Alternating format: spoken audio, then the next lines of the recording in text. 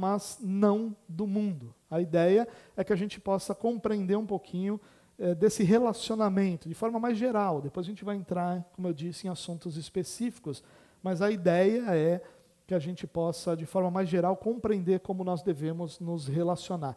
Se você estava aqui quando nós falamos sobre o mandato cultural, ou se você assistiu no nosso canal no YouTube essa mensagem sobre o mandato cultural, você vai perceber que lá nós demos uma introdução e falamos um pouco sobre a necessidade de nos relacionarmos de forma correta com a nossa sociedade. E é isso que a gente quer desenvolver hoje e a partir de hoje.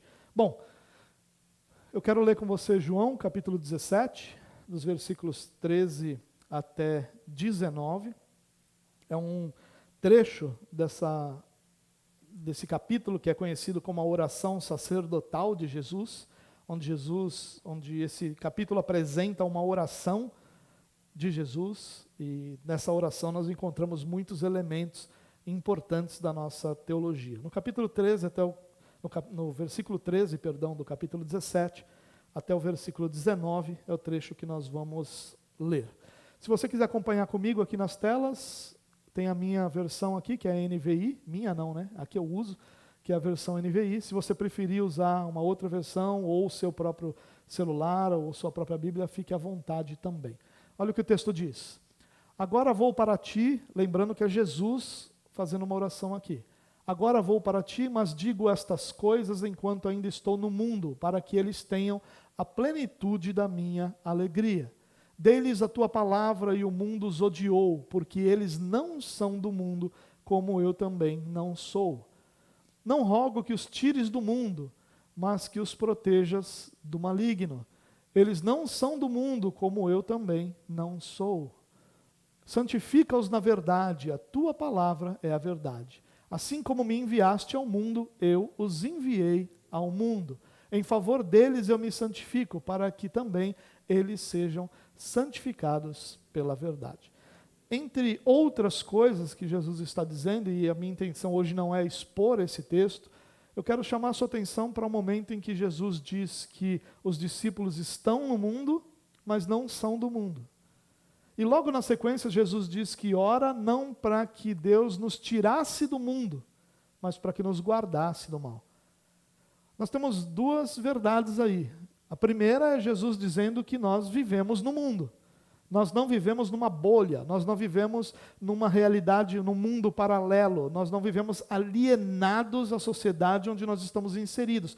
Ao contrário, nós vivemos exatamente inseridos nessa sociedade. Tanto é fato que nós vamos encontrar muitos pensadores e muitos teólogos, inclusive, dizendo que todo ser humano é fruto da sua época. Ele é moldado de alguma forma, em algum nível, pela sociedade da sua época. E quando nós olhamos, por exemplo, para os reformadores lá no século XVI, nós vamos ver que muito do que era a sociedade do século XVI é refletido, inclusive, nos ensinos dos reformadores. Mesmo que esses elementos sociais que estivessem ali não fossem a base da teologia, ainda assim a gente encontrava ali muitos elementos da sociedade. Então não se engane, irmãos, todos nós somos, em certa medida, moldados pela sociedade ao nosso redor. Para o bem ou para o mal, nós sempre somos influenciados pela nossa sociedade. E a segunda verdade é que Jesus não ora para que Deus nos tirasse do mundo. Não é a pretensão de Deus, não é o propósito de Deus que nós sejamos tirados desse mundo. Ao contrário, é que nesse mundo nós sejamos guardados do mal, para que Deus seja glorificado na nossa vida no mundo. Portanto, isso é a primeira coisa que nós precisamos pensar. Nós estamos nele, apesar de não sermos dele, e há um propósito de estarmos nele, que é Deus ser glorificado em nossa vida. Bom, eu quero definir alguns temas aqui importantes, algumas palavras eu quero definir aqui para a gente poder seguir adiante. Antes de mais nada, irmãos, eu queria dizer para você que lidar com a cultura não é uma dificuldade da nossa época, não é um problema do nosso tempo. Isso, ao longo da história da igreja, a igreja sempre precisou lidar com a cultura. A igreja sempre precisou tratar com essa realidade cultural à sua volta. Nunca foi fácil para a igreja tratar. E quanto mais nós nos aproximamos da igreja primitiva, mais difícil era lidar com toda a questão da cultura, por uma série de fatores. Mas nós não podemos nos enganar imaginando que hoje, porque nós vivemos num mundo pós-moderno, ou porque nós vivemos numa sociedade aparentemente mais corrompida do que outras gerações, e não é, né? Sempre foi corrompida igualmente. Na verdade, a comunicação hoje é diferente, mas o pecado sempre esteve presente na sociedade. Ainda com tudo isso, nós podemos imaginar que é mais difícil para nós, e não é. Sempre foi difícil para a igreja, nunca foi fácil. A igreja nunca tratou isso de uma forma onde ficou simplesmente resolvido, está tudo fácil. Não, ao contrário disso, sempre foi motivo de debates, de mensagens, de apresentações, de palestras e de ensino, e é isso que nós precisamos como igreja aprender, porque nós vivemos nessa sociedade. O que é cultura? É o primeiro termo que eu quero definir. Bom, eu poderia dizer que cultura é a maneira como nós nos relacionamos com o mundo, e também os seus resultados. Entenda isso. Essa é uma das definições. Existem muitas e algumas muito mais profundas, inclusive. Eu quero uma mais simples. É a maneira como nós nos relacionamos com o mundo. Esse é o envolvimento cultural que nós temos. Como nós nos relacionamos. E quais são os seus resultados? Então vamos dar um exemplo. Quando alguém diz assim, ó, brasileiro é um povo muito alegre, o que nós estamos dizendo?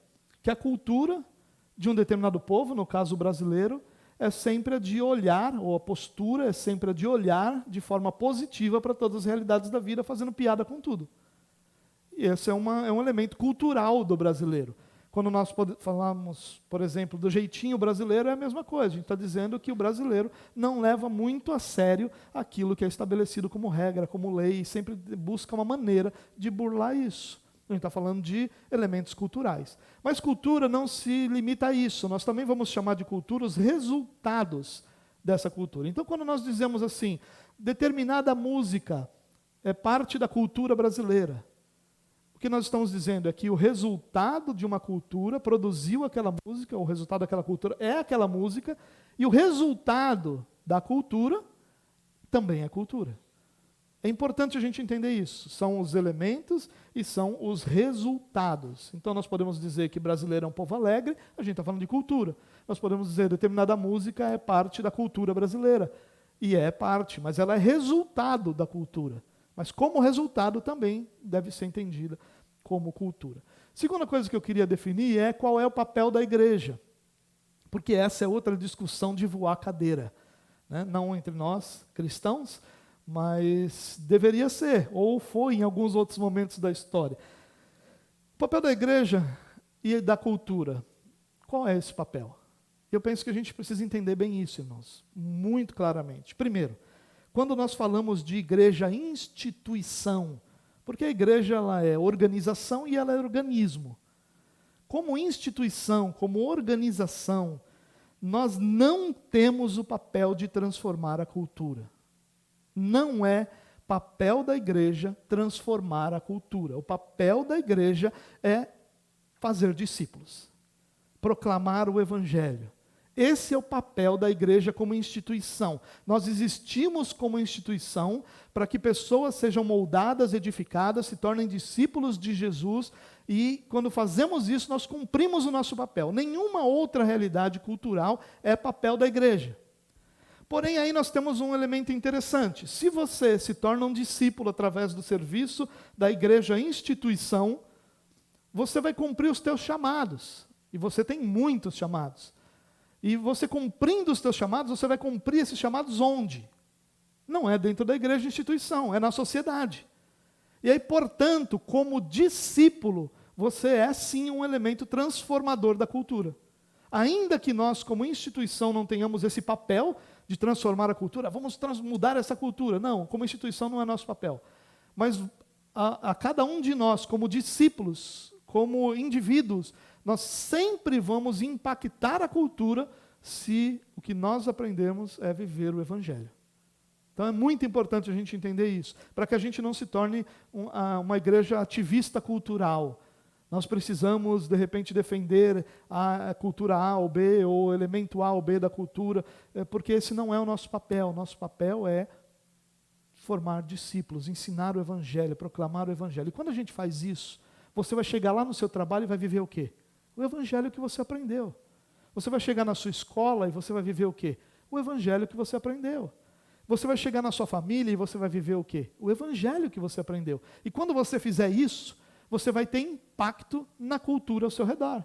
Talvez o nosso impacto seja muito mais numa cultura micro, mas ainda assim há um impacto que todos nós causamos na nossa cultura. Portanto, o cristão é sim um agente transformador da cultura, ainda que a instituição não tenha esse papel.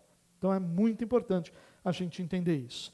Aliás, é na Reforma Protestante que isso ganha força, irmãos. Nós não podemos esquecer isso. A Reforma Protestante, ela vai trazer à tona essa doutrina da vocação, ou a doutrina do chamado, na verdade, dos chamados, porque Deus deu a cada um de nós vários chamados. Nós temos o chamado de sermos maridos, esposas, filhos, pais, avós. Nós temos o chamado de sermos carpinteiros, gestores de qualquer coisa que seja, que tem várias gestões hoje. Seja qual for a sua profissão, nós temos vários chamados.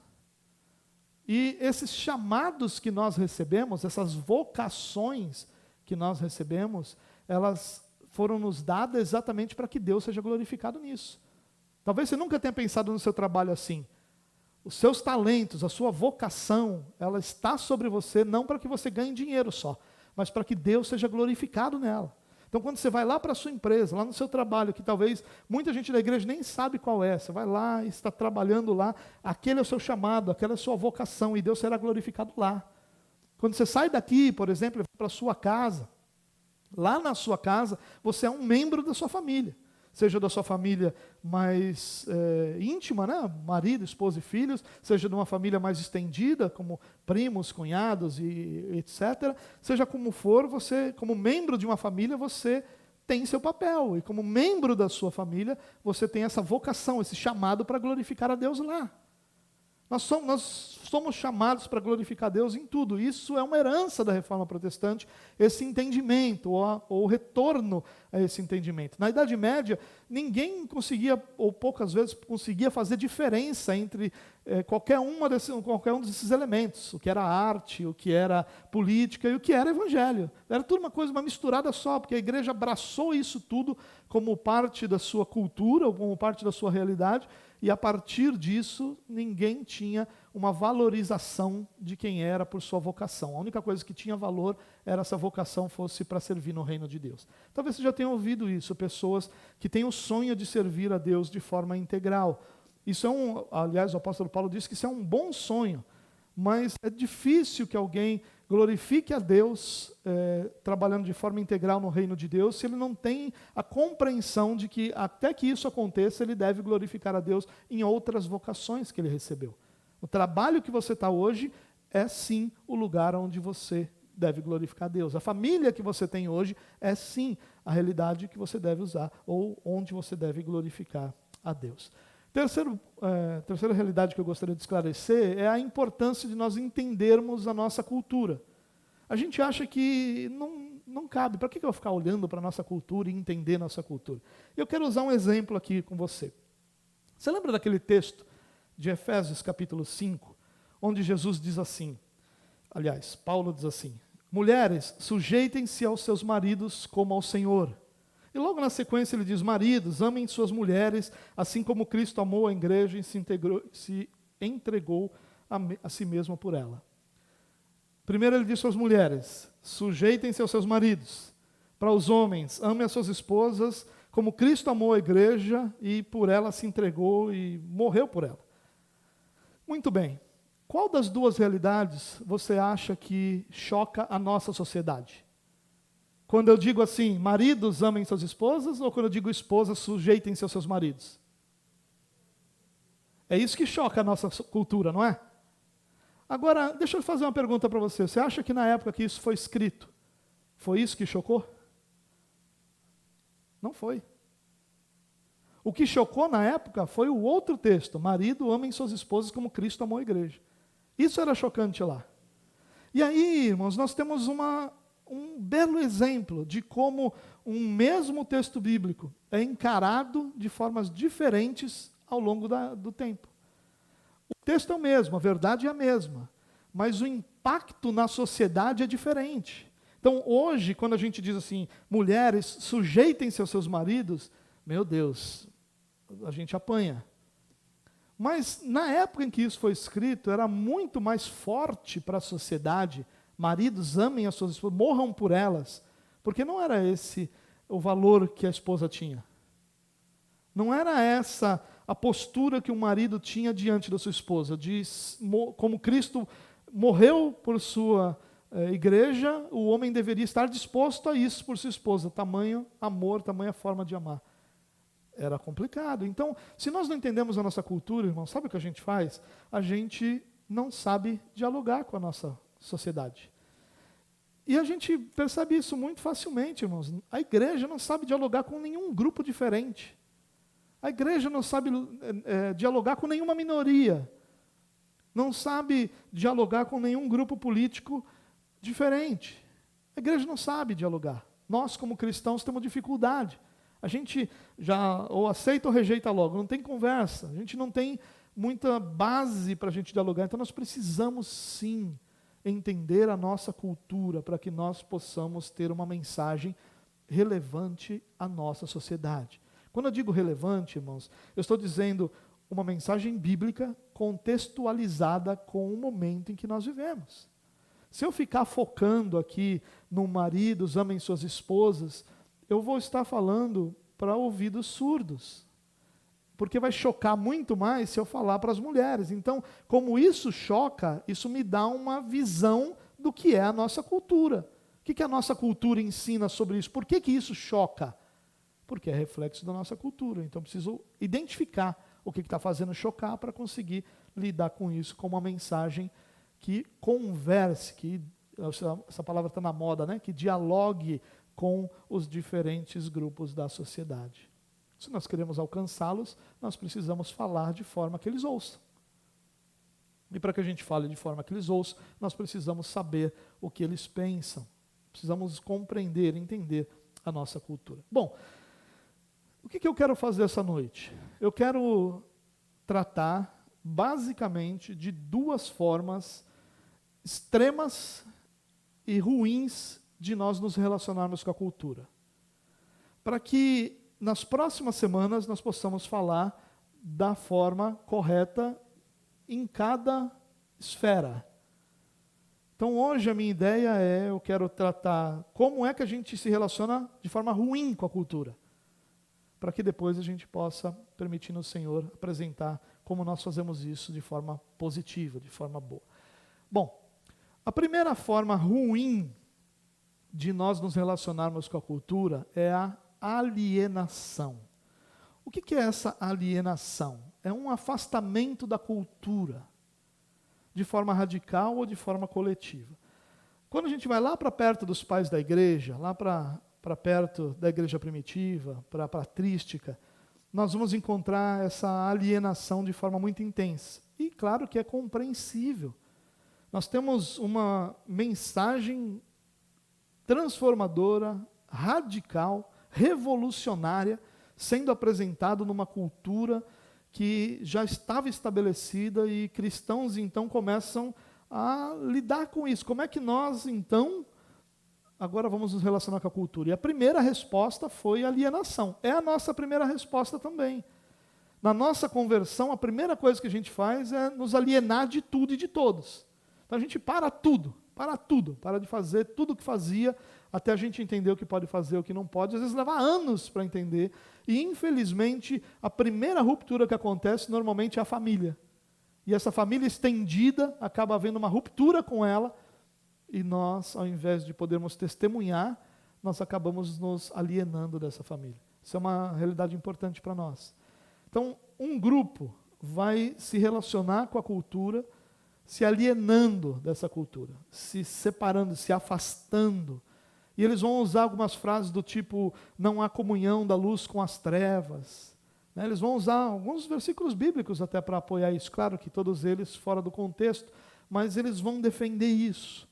E essa alienação, ela pode ser radical, total. É a ideia do me afasto completamente, bem difícil nos nossos dias da gente ver isso, mas é aquela ideia do monastério, lembra? O monge que vai viver no monastério para que ele não se contamine com a sociedade, não se contamine com o mundo, não seja corrompido pelo mundo. Então essa é uma forma de alienação radical. E talvez você esteja pensando, isso aí não é comigo, radicalmente eu não me alienei. Mas há a alienação seletiva. É aquela alienação que a gente cria uma espécie de dualismo. A gente vai ver isso melhor na academia bíblica. Mas o que é o dualismo? A minha vida agora é a vida cristã e a vida secular. Tem música cristã e música secular. Tem roupa cristã e roupa secular. Tem esporte cristão e esporte secular. Tem tudo. É dividido. A minha vida é dividida em exatamente duas esferas completamente diferentes. Eu tenho minha vida cristã e eu tenho minha vida secular. A gente enxerga a cultura como um mal necessário. Essa cultura a gente tinha que se afastar, mas já que pelo menos vamos usá-la para o nosso benefício. E é interessante porque quem tem esse dualismo, aliás, quem tem essa alienação seletiva, ele vai tentar justificar o secular dentro da igreja. Então, como é que ele seleciona? Qual é o secular que serve e o secular que não serve? O secular que serve é o que tem justificativa dentro da igreja. Então, se eu pergunto para você, por que um cristão deve trabalhar? E se a sua resposta for assim, ele pode trabalhar porque ele pode ajudar a família, porque ele vai dar o seu dízimo, porque ele pode investir em missões. Isso é uma justificação do secular. É como se ele dissesse assim, se o cristão não tivesse que dar o dízimo, não tivesse que investir em missões, não tivesse pessoas debaixo da sua responsabilidade, trabalhar não faria sentido. Porque não há um propósito em Deus para o trabalho, senão que o dinheiro seja investido no reino de Deus. E é muito bom para a igreja ensinar isso, porque é a igreja que se beneficia de uma visão completamente corrompida, ou longe das Escrituras como essa. Há propósitos muito maiores, muito superiores no trabalho do que só a tua contribuição. Na verdade, a tua contribuição é um dos propósitos menores dentro do que Deus propõe para o trabalho. Mas quando a gente tem essa visão de que é importante que eu trabalhe porque ao trabalhar eu vou dar o meu dízimo, é claro que você vai fazer isso.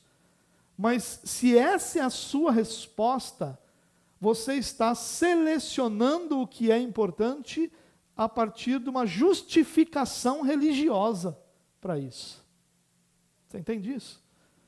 Vou dar um outro exemplo para ficar melhor. E o futebol? Cristão pode jogar bola? Eu me lembro de um amigo que jogou bola e precisou ir na frente da igreja pedir perdão porque jogou futebol. Claro que isso fazem muitos anos, né? Era uma outra realidade cultural até dentro da igreja mesmo. Mas você pergunta, cristão pode jogar bola? Para não ficar dúvida, sabe o que a gente faz? E aí, pessoal, vamos marcar um futebol. Mas, é um futebol evangelístico. Então, não esqueça de levar um amigo. E quando chegar lá, irmão, cuidado com o palavrão, e não vai falar o palavrão lá, porque é um futebol evangelístico. Na verdade, a gente quer jogar bola. Mas como nós somos dualistas, o religioso, o santo e o profano, nós queremos justificar aquilo que nós achamos ser profano, porque no fundo do coração se acha ser profano, com uma realidade religiosa. Então, algo que poderia ser maravilhoso para nós como lazer, como entretenimento, como comunhão, ganha ares religiosos e se torna um fardo, se torna chato. E aí você vai ter, porque futebol de crente é o pior. Você vai ter uma trombada lá, e aí o camarada vai virar seu abençoado filho de Belial. Ele não fala palavrão, mas... Ou então, eu já escutei isso no futebol cristão. O cara dá uma trombada no outro e diz, eu sou crente lá fora, hein? Aqui não, aqui tu está lidando com um homem. Porque o dualismo aparece, irmãos. Não dá para a gente escondê-lo. Porque ele começou o futebol com o dualismo. Porque ele precisou justificar por que o futebol faria parte, o esporte faria parte. E a gente não consegue enxergar o esporte, por exemplo, como uma forma de glorificar a Deus ao cuidar do nosso corpo. Deus é glorificado nisso.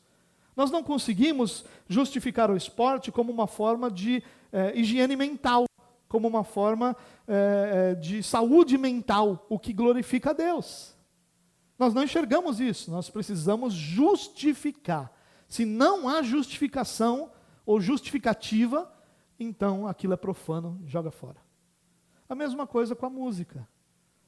Não, música de crente não, mas Legião Urbana, ele fala de 1 Coríntios 13. Essa daí pode, está falando do amor. A gente precisa de justificativas religiosas, irmão, isso é muito ruim. Então, nós precisamos tomar cuidado com a alienação.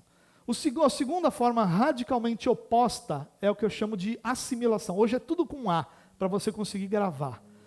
Alienação e assimilação. O que é a assimilação? É o envolvimento total e irrestrito com a cultura. Então é aquele camarada que vai dizer assim, não, nós somos luz do mundo, precisamos estar no mundo para que a nossa luz brilhe.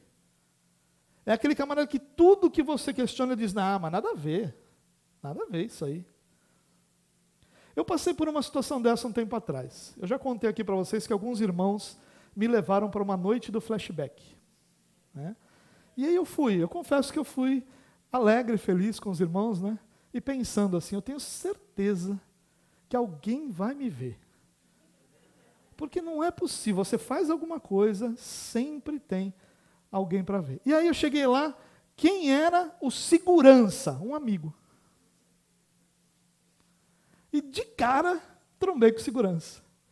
E eu fiquei hoje pensando sobre isso, e enquanto preparava a mensagem pensando sobre isso, como só me incomodou que ele me visse ali, exatamente porque havia um resquício desse dualismo, dessa compreensão errada de que o cristão não pode estar num ambiente de entretenimento, porque isso não é santo.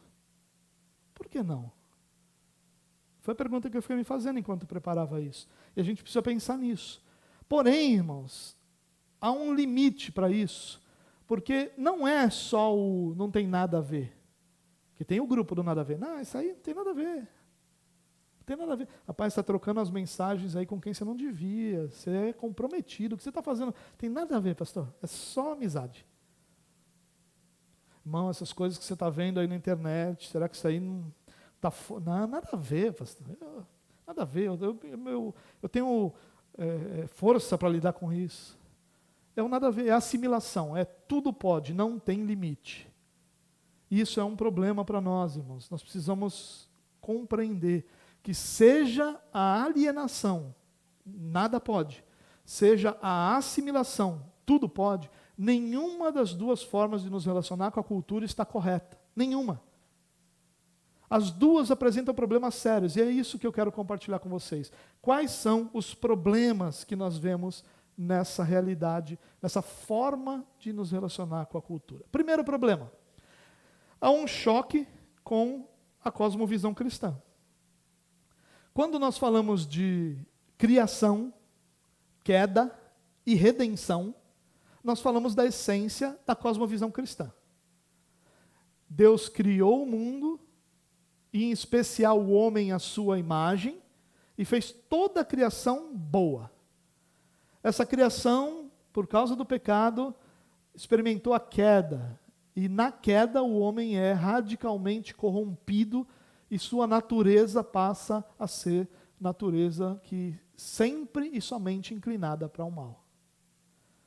Deus então age redimindo um povo para si através de Jesus Cristo. Essa é a essência da nossa cosmovisão. Agora eu quero voltar aqui. Na alienação e na assimilação, há um choque com essa cosmovisão. Por que há um choque com a cosmovisão?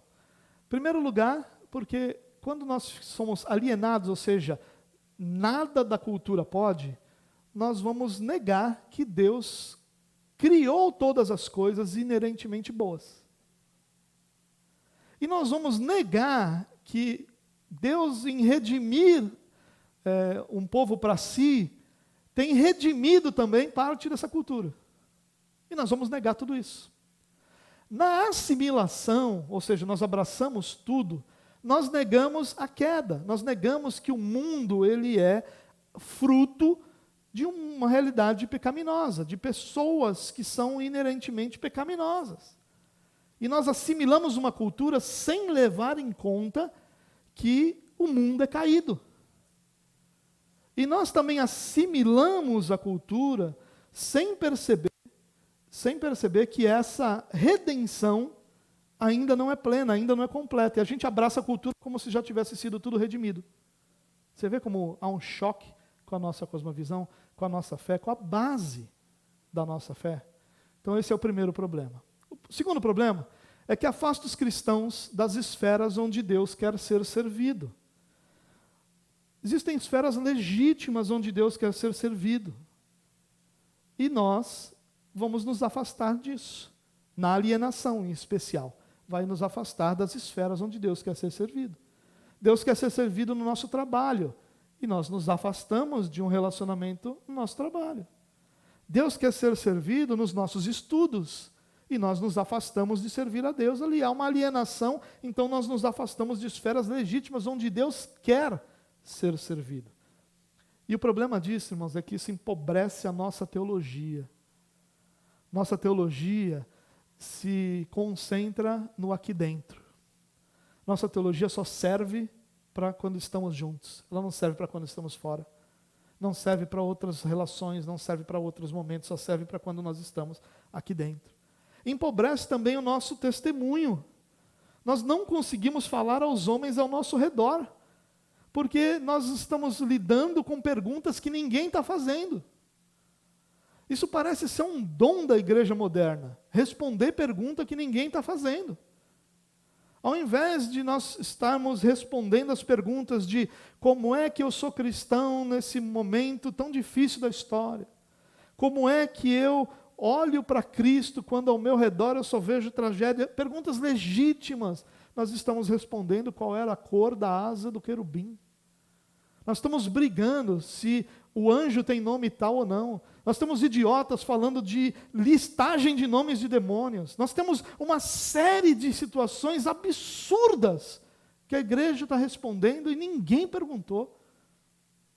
A gente está falando sobre se lá em Gênesis eram homens ou anjos que se relacionaram com as mulheres. Ninguém perguntou isso, ninguém quer saber disso. As pessoas querem saber como é que elas vão levantar amanhã e viverem em paz no meio dessa tragédia que está ao nosso redor. São essas as perguntas que a sociedade faz. A pergunta que a sociedade está fazendo é como é que eu sobrevivo num momento de pandemia como esse? Como é que eu posso ser homem na minha casa, numa sociedade que está feminilizando os homens? Essa é a pergunta que a sociedade está fazendo. Como é que eu posso ser uma mulher bíblica numa sociedade em que a mulher precisa ser brava com todo mundo e precisa ser violenta emocionalmente com todo mundo, senão ela não é aceita? Como é que eu posso ser uma mulher bíblica numa sociedade preconceituosa? Essas são as perguntas que a sociedade está fazendo. A sociedade não quer saber a cor da asa do querubim, não, irmão. A sociedade não quer saber se o Miguel, o Gabriel, ou o Rafael, ou qualquer El que exista aí, fazem o quê? A sociedade não quer saber disso. Por isso a igreja responde perguntas que ninguém fez. E a gente fica aqui no nosso mundinho, criando uma subcultura nossa, respondendo perguntas que servem para nada. E a gente cria teorias estapafúrdias sobre essas coisas, escrevemos livros sobre essas coisas, e ninguém quer saber. E aí a igreja se torna irrelevante, porque ela não consegue conversar com a sociedade. Terceiro problema, aliás, ainda aqui, dentro dessa questão de afastar os cristãos das esferas, nós precisamos entender que uma das nossas responsabilidades como cristãos é falar às pessoas à nossa volta. Quando nós falamos que nossa missão como igreja é proclamar o Evangelho, nós vamos proclamar para quem? Para aqueles que estão à nossa volta. Nós precisamos conversar com eles. Nós precisamos que a nossa mensagem seja tão simples de compreensão como foi a de Jesus, dentro da sua própria cultura. Muitos elementos do que Jesus fala, muitos não, todos os elementos do que Jesus fala estão de alguma forma relacionados às pessoas que o estavam ouvindo. Ainda que sejam mensagens eternas e que nos chegam e nos ensinem hoje, muitas dessas coisas elas fazem muito mais sentido quando eu compreendo o contexto por trás daquela mensagem. Ou seja, Jesus estava dialogando com a sociedade da sua época. Quando a gente fala de uma alienação seletiva, o problema é que ela promove o dualismo. Falei um pouco sobre isso. E ela acaba não me encorajando a servir a Deus na integridade da minha vida. Eu não sou encorajado a servir a Deus no meu trabalho. Ao contrário, eu sou encorajado a ficar lá orando para que Deus me tire de lá e me traga para servir na igreja integralmente. Eu sou encorajado a ficar orando para que Deus tenha misericórdia de mim enquanto eu estou trabalhando, porque o que eu queria mesmo era fazer uma outra coisa religiosa. E aí eu não sou encorajado a usar todas as esferas nas quais eu estou inserido para servir a Deus. E aí eu não sirvo a Deus no meu trabalho, eu não sirvo a Deus na minha família, eu não sirvo a Deus nos meus estudos, eu não sirvo a Deus nos meus momentos de entretenimento, eu não sirvo a Deus em lugar nenhum, só na igreja. E na igreja, então, eu acredito estar servindo a Deus do jeito que Deus quer. E quando eu tenho a oportunidade de servir na igreja, eu saio da igreja satisfeito, dizendo assim: Deus, obrigado, porque hoje eu pude te servir. A semana foi dura, não pude te servir em momento nenhum, mas hoje eu pude. Está errado, irmão. Está errado. Nós não podemos viver nesse dualismo. Deus nos chamou para servi-lo na integridade da nossa vida. Esse dualismo só torna a nossa vida mais pobre. Perceba, irmão, como nesse dualismo a gente não vai ver a arte como um elemento religioso. O Michael Horton, no seu livro Cristão e a Cultura, um livro fabuloso, se você pudesse ler, ele vai dizer o seguinte: que se a igreja descobrir alguém que é muito bom, um novo Rembrandt, um novo pintor daqueles que vai marcar o seu nome na história, sabe o que a gente vai fazer com ele? Vai colocar ele para trabalhar no multimídia da igreja. E se ele for bom demais, a gente vai deixar ele fazer uma parede na igreja. Ele fala, o que o Michael Horton diz é um pouco diferente disso, eu já adaptei. Ele diz, nós vamos colocar para fazer o boletim da igreja, que ali vai ter uma arte, um design, e se ele for bom demais, a gente vai deixar ele pintar o batistério. E aí a vida fica mais pobre, porque crente não valoriza a arte. Nós não valorizamos a arte. Eu falei Rembrandt, aí você achou que era remédio.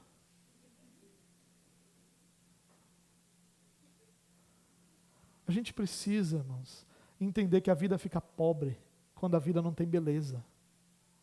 A vida fica pobre quando a estética não é importante. A vida fica pobre quando nós não valorizamos aquilo que é belo. E a vida fica muito pobre quando eu acho que há o religioso e há o profano, o ímpio, o secular. Quando nós falamos sobre essa alienação seletiva, nós podemos usar um outro exemplo. Vai me permitir viver de uma forma ímpia, aliás, vai valorizar isso, que eu vivo de forma ímpia fora da igreja. Quando a indignação é seletiva, ou de indignação não, a alienação é seletiva, indignação seletiva é outro grupo que faz isso, são os vermelhinhos. A gente faz alienação seletiva. Quando a gente faz alienação seletiva, o que nós estamos fazendo? Nós estamos firmando, estamos ali valorizando, estamos permitindo que pessoas vivam de forma ímpia fora da igreja. Estamos chancelando isso. Você pode viver de forma... Porque aqui é o sagrado, lá é o secular. Então lá você não precisa ser cristão. Vou dar um exemplo disso, de novo, com relação ao trabalho e o dinheiro. Se a razão do seu trabalho é o dinheiro que você usa, então tudo é legítimo no seu trabalho. Desde que você dê o seu dízimo e que você contribua com missões, está tudo bem. E aí, qual é o resultado disso? O resultado disso são, por exemplo, pessoas que nós vemos na televisão fazendo programas pornográficos e falando que são de Jesus. Outro exemplo disso são cristãos que estão lá no trabalho e que de forma nenhuma se dedicam ao trabalho. Eles podem fazer isso, porque o trabalho só existe para o meu dízimo e para a minha contribuição e para sustentar minha família. Para que no meu trabalho eu vou me dedicar? Eu só quero o fruto dele. Você percebe como a vida fica pobre? Você vai trabalhar pelo salário que você vai recolher. Você vai trabalhar sem propósito de que Deus vai ser glorificado naquilo. Você vai trabalhar sem você pensar que ali Deus vai ser exaltado, conhecido, visto. Sim, não, ao contrário. E tanto faz se você trabalha no comércio ali na esquina ou se você vende drogas. Desde que o seu dízimo esteja em dia, desde que você esteja contribuindo e ajudando pessoas com seu dinheiro, está tudo bem. Talvez você diga para mim, isso que você está falando é um absurdo. Não é, é a consequência do dualismo. Você não vê pessoas na televisão, artistas famosos, que se apresentam quase nus e dizem que não tem problema, porque eles são de Jesus. O que importa é o coração. O que eu faço é legítimo, eu sou dizimista. A vida fica muito pobre, irmãos. Além disso, empobrece a vida da igreja. E a gente vai ter o mundo gospel. O mundo gospel é um mundo, uma subcultura muito ruim para nós. Nos empobrece demais. No mundo gospel nós vamos ter uma imitação barata daquilo que o mundo faz bem feito. Para usar a linguagem que eles mesmos usam, né? O mundo como uma outra realidade. Nós vamos ter, por exemplo, uma premiação dos melhores artistas gospel do ano. Essa premiação nada mais é do que uma imitação barata de algum evento secular, onde premiam-se os músicos seculares. E quando nós temos esse mundo gospel, irmãos, nós vamos ter uma realidade que empobrece a igreja. Porque é uma realidade focada no que é comercial. E as canções são feitas porque é aquele ritmo que está vendendo. E as letras são feitas sem a intenção, aliás, com a intenção oposta de confrontar. Não tem confronto, só tem alisar o nosso ego. Então, essas músicas vão dizer que nós vamos vencer, essas músicas vão dizer que vai chegar o nosso tempo, que o tempo de cantar vai chegar, que só coisas boas. E nenhuma dessas músicas fala absolutamente nada sobre nossa responsabilidade de viver em santidade. O mundo gospel é uma tragédia para a igreja. Porque, ao mesmo tempo, ele está inibindo a verdadeira e boa arte cristã de ser produzida, porque não vende. Porque a igreja não quer. A igreja não quer consumir uma boa arte. A igreja quer consumir uma música que alegra o seu coração. Porque ela foi empobrecida por essa alienação seletiva. Outro exemplo é como a igreja participa de forma pobre dos debates políticos e econômicos. Você já viu nossa bancada evangélica? Meu irmão, se Jesus levasse todos, o mundo seria um mundo melhor. Não salva um. Tu vê o discurso desses caras e dizer que ali há evangelho, não há.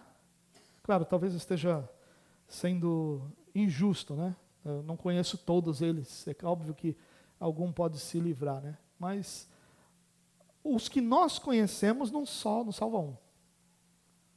A participação evangélica no debate é pobre.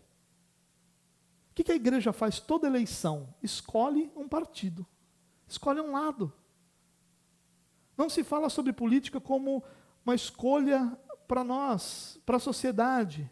Sempre tem um viés eclesiástico ali, um viés de igreja local, de denominação, de benefícios dados à igreja, e o povo é usado como marionete. Preste atenção nisso, irmãos. Nossa participação nos debates econômicos. Irmãos, em nome de Jesus, a reforma protestante traz a essência de quase tudo que é boa economia no mundo. Todos os lugares onde boa economia é praticada, você encontra princípios ensinados na reforma protestante. Nós deveríamos ser os primeiros, não a debater, mas a guiar o debate para uma economia sadia e saudável. Não, sabe o que a gente fica falando? Faça o seu voto, porque Deus vai te dar. Ao invés de nós falarmos de uma economia, de ensinar o povo a trabalhar, a poupar, a economizar, a investir. Nós ficamos ensinando o povo a dar dinheiro como se Deus fosse uma espécie de agiota que recebesse, aliás, nós fôssemos uma espécie de agiota que emprestássemos dinheiro a Deus e Ele tem obrigação de nos devolver com aqueles juros exorbitantes, que nem o banco cobra de você os juros que você quer cobrar de Jesus. Nós deveríamos estar liderando esse debate, irmãos. A economia devia estar, o ministro da Economia do nosso país poderia muito bem ser um cristão reformado, estaria plenamente bem representado. Mas ainda que não fosse, a igreja evangélica brasileira tinha tudo para liderar esse debate e ser ouvido, mas não é ouvido, porque nós somos empobrecidos por esse dualismo. A assimilação, um quarto problema e último aqui, calma aí que mais uma meia horinha já estou terminando. Um quarto e último problema, é brincadeira, tá? Os que estão nos assistindo aí, não clique nesse botão para sair. Por favor, continue aí, já estou terminando. Você que está aqui, você não tem opção, então você continue aí, crendo que o Senhor ainda tem algo guardado para o seu coração. Quando a gente fala de assimilação, ou seja, de abraçar a cultura por geral, nós temos um problema, que essa assimilação nos afasta da santidade do testemunho. Olha que interessante, nós somos afastados da santificação, porque tudo é permitido, não tem problema. Então, a chamada de Deus para que nós vivamos em santidade, ela não faz sentido. Não faz sentido nenhum. Por quê? Porque nós abraçamos aquela cultura como algo já redimido, e não é. E abraçamos uma cultura produzida por homens caídos, como se esses homens caídos já tivessem sido redimidos, ou totalmente redimidos ainda, o que é pior. Nós somos afastados da santidade. E, de forma irônica, as pessoas dizem que nós deveríamos assimilar a cultura para que nós pudéssemos testemunhar de Cristo nessa cultura. Mas, de forma irônica, a última coisa que a gente faz quando assimila a cultura é testemunhar. A gente não testemunha nada, a gente assimila, a gente vira aquela cultura. Vou dar um exemplo disso, irmãos, de como a pobreza da compreensão cultural da igreja faz mal para as pessoas. Você tem um jovem, menino nasceu na igreja, passou pela salinha, berçário, salinha, todas as tias, veio para o culto, foi batizado quando criancinha lá, fez profissão de fé, se engajou na igreja, participou de todos os cultos de jovem, aí ele passa no vestibular. Aí ele vai para um lugar onde nada daquilo que é o ambiente dele é respeitado. Na maioria das vezes é atacado. O que ele vai fazer? Ou ele vai assimilar essa cultura e se torna a cultura dele, e aí a gente tem um jovem fora da igreja, ou dentro da igreja com o coração fora, ou ele vai virar um dualista. Lá na igreja, lá na escola, na faculdade, eu participo do debate como se eu não fosse cristão. E ele acha uma coisa mais bonita alguém dizer para ele, você é crente? Nem parece. Ele acha que aquilo ali é a coisa mais linda que existe. Olha, nem parece que eu sou crente. Porque ele se compara com aqueles crentes que ele considera chatos, que não param de falar de Jesus, e ele diz, eu não sou esse tipo de crente. O crente que eu sou, nem incomoda ninguém. Já viu sal não incomodar, irmão? Já viu luz não incomodar? E aí então ele vai escolher uma das duas realidades. Ou ele vai se tornar um dualista, ou ele vai assimilar. Ironicamente, de nenhuma das duas formas, ele vai testemunhar. E é interessante que isso vai até a apostasia, com a quantidade de jovens que nós conhecemos, tanto que existe um movimento no meio da igreja reformada de lidar com esse assunto, o jovem na universidade. Porque é algo absurdo a quantidade de jovens que vão para a universidade, não tem menor base, porque a nossa cultura é aquele ensino minimalista. A gente fala que Davi pegou as pedras e pá! Né? E esse é ensino, não tem nada. Você falar para um jovem hoje em dia, para a maioria dos jovens, que você precisa da teologia sistemática para você organizar a sua compreensão de Bíblia, o jovem fala, preciso do quê? Teologia o quem? Não, teologia não. Perdeu o cara na palavra teologia. Ele nem escutou o sistemático. Aí ele vai para a universidade. Só que lá, os professores não são as tias da salinha. Lá, os professores têm propósitos firmes de trazer essas pessoas para a sua cosmovisão. E quando chega lá, o debate não é com amor não, filho. O debate é você é um idiota por não pensar como eu penso. Porque Marx é o cara.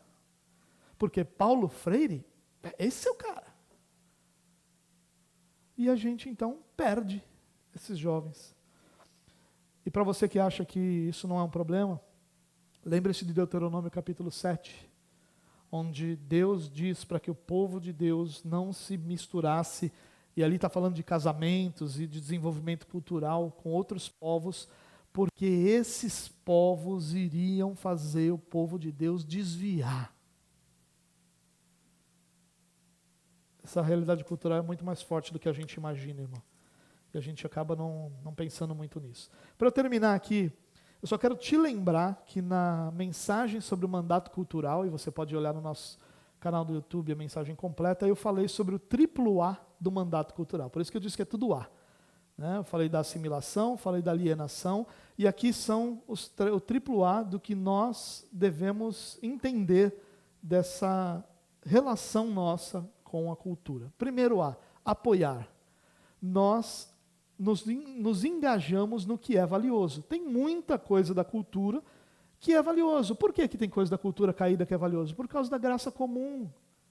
Deus, na graça comum, na graça que Ele dá a todos os homens, tem muita coisa boa.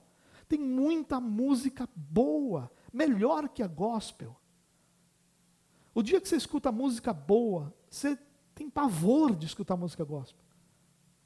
Pavor, aquilo causa sensação, palpitação. Quando você escuta uma música boa. E às vezes, eu acho interessante que no meu carro, normalmente, tem uma determinada rádio aqui da Baixada Santista, que é uma rádio que só toca flashback. Né? Eu sou saudosista mesmo. E eu estou lá escutando. E aí todo mundo que entra no meu carro, num primeiro momento, ele fica calado, né? Esse pastor ouvindo essas rádios seculares. Até tocar uma musiquinha que ele lembra. Aí ele, essa aí é legal. Essa é, né, sem vergonha. Até então não era. Tem muita coisa boa, irmão. Tem muita coisa boa. Tem muito filme bom. Tem muita série boa. Tem muita exposição boa. Crente pode ir na exposição, sim. Não vai cair um raio do céu sobre a sua cabeça, não. Você pode ir. Você pode valorizar uma boa pintura. Você pode valorizar uma boa arte. Nós podemos nos engajar, apoiar aquilo que é positivo da cultura. O segundo A é o antagonizar. Como nem tudo é bom, como muita coisa é ruim, nós precisamos combater o que se opõe às Escrituras. Porque a ideia de você simplesmente rejeitar também não é bíblica. Você precisa combater. É com a verdade que aquilo que é ensinado de forma errada é conhecida. Em terceiro lugar, nós vamos alterar. E aí sim, nós nos engajamos pessoalmente numa cruzada de redimir a cultura e de trazer a cultura para os princípios e fundamentos bíblicos iniciais de Deus, como Deus havia planejado e projetado, que todos esses elementos culturais inerentemente bons servissem para o bem-estar do homem. Deus se importa com o bem-estar da sua criação. Deus se importa com o seu momento de lazer, irmão. Acho que não, tem crente que tem pavor. Não, momento de lazer, eu sou crente, eu tenho que orar 24 horas por dia, orar. Como assim, irmão? Se Deus falou que tem um dia inteiro, que você não deve nem trabalhar, você acha que Ele não se importa com o seu lazer, com o seu descanso? Você acha que Ele não se importa com o seu bem-estar? Ele se importa sim. Quem não se importa com o seu bem-estar é a nossa sociedade caída. Ela quer te escravizar para que você seja um consumidor desse material. Deus, Ele se importa com o teu bem-estar, com o seu passeio, com a sua viagem, com o seu dia de lazer e de descanso. Claro que você pode fazer tudo isso de uma forma que Deus seja glorificado. E é isso que é importante. E a nossa intenção, irmãos, nas próximas semanas é que a gente possa lidar com esse assunto, nos aprofundando com temas específicos, de forma que a gente possa compreender como nós glorificamos a Deus nos vários chamados que nós temos na nossa vida. Vamos orar? Pai, nós te louvamos por tua bondade, misericórdia, te louvamos porque tua palavra nos ensina como nós devemos lidar com uma sociedade corrompida pelo pecado, de forma que o Senhor seja glorificado nela. A nossa oração, Deus, é que o Senhor nos abençoe e nos ajude a nos relacionar com a nossa sociedade de forma santa, de forma sábia, de forma a que todas as coisas apontem para o nosso Salvador. Que nós possamos usufruir dos nossos momentos de lazer, dos nossos momentos com nossa família, dos nossos momentos de entretenimento, lembrando que em todos esses momentos nós vivemos diante do Senhor e estamos diante do Senhor com o propósito de que o Senhor seja glorificado. Nos abençoe, Deus, é a nossa oração, em nome de Jesus, Pai. Amém. Amém.